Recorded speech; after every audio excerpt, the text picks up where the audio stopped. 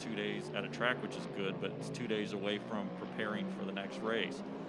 How has your week changed? How are you adjusting to something that you were used to doing, but that is something that's odd at this point in time?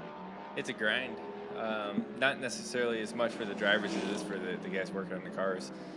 7 to 9, 2 days right after, immediately after a race, while you have to get the cars ready to go to Texas, and it's a pretty far haul to Texas, so that it's not like you're driving down the road to Charlotte. So you got to have the cars ready, fairly quickly. So it's a grind on those guys. What you want to have your road crew guys, your typical guys work on the car here at the test, because as much as we're learning, they need to learn as well on how to work on this thing, how to change parts and pieces on it. But hey, there's the playoffs still going on, and we're in the round of 8, so it's just a tough week. The only thing that makes it better is pretty much the same for everybody, right? Everyone's kind of going through it, so it's not like someone has an advantage over the others for the most part. And also, last year in the playoffs, maybe you guys weren't the fastest, but what you did at Kansas with holding off on a day where you probably didn't have the best car, but able to win that race.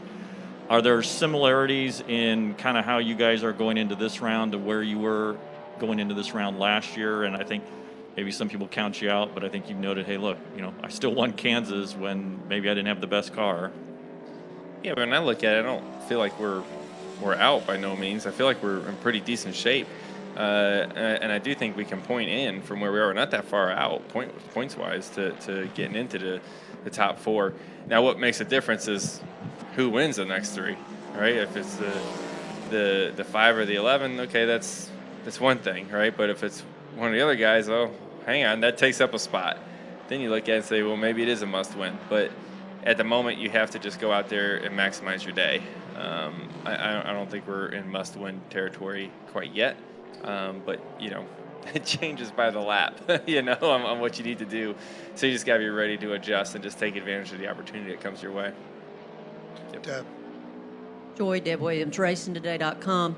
When Tyler Reddick was in here, he mentioned that he felt there was too much downforce on the cars, and when they tested some things to make them cooler inside, it added even more downforce.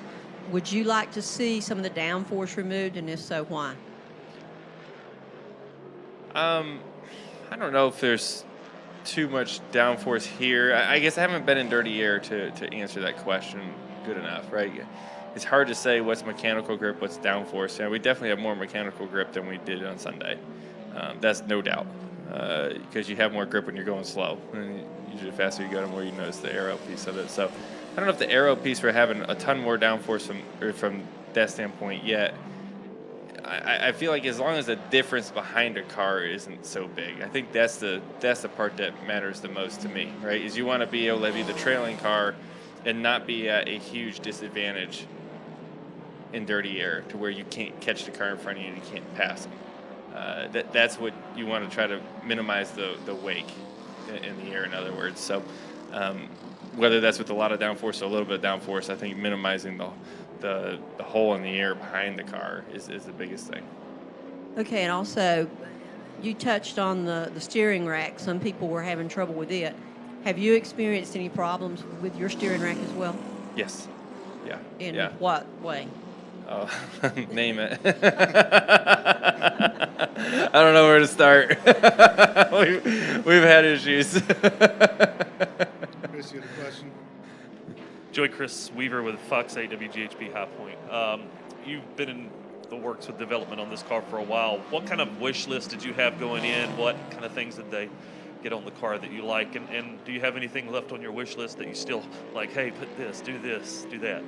Well, there's 2 wish lists, right? There's the wish list of how do we make the car better for the sport, and then there's the wish list of how do you make my car better. Right? It's 2 different things. And when you're at a test like this, you kind of got to play both sides of the fence a little bit. And like I said kind of earlier, the safety point, we want to make sure that the car is safer than what we have today. That's key. Anytime you build a new car, it should be better than what you had in the previous generation. And then I think also some of the heat things, right, the sound, those type of things, is something that I've brought to attention to NASCAR, a while ago, and they're working on it. So, you're seeing changes and ways in trying to fix it, right? So it's not like everyone's just sitting on their hands right now and saying, we have nothing to worry about. There's still areas to improve. It's like I said, it's a new car. There's a lot of development on both sides of the fence, whether it's on the team side or on NASCAR side. So we just got to all work together. Brett Baldeck with Fox 46 Charlotte. I'm assuming as a Ford driver you have a Mustang of your own at home. So I was just wondering your thoughts on the look of the car compared to the actual street version. They look really good. They're actually pretty close to what the street version is. I said it when we unveiled this car, is that it looks like you took a GT500 and put a wide body kit on it and slammed it on the ground. It is what a Cup car looks like now, which is cool because for years we've always said, oh, it looks more like the street car, and it's kind of like, all right, that's what we say every time there's a new generation of car. But this one actually looks more like the street car. Like you set the street car next to it, and it's like, oh, it looks pretty close.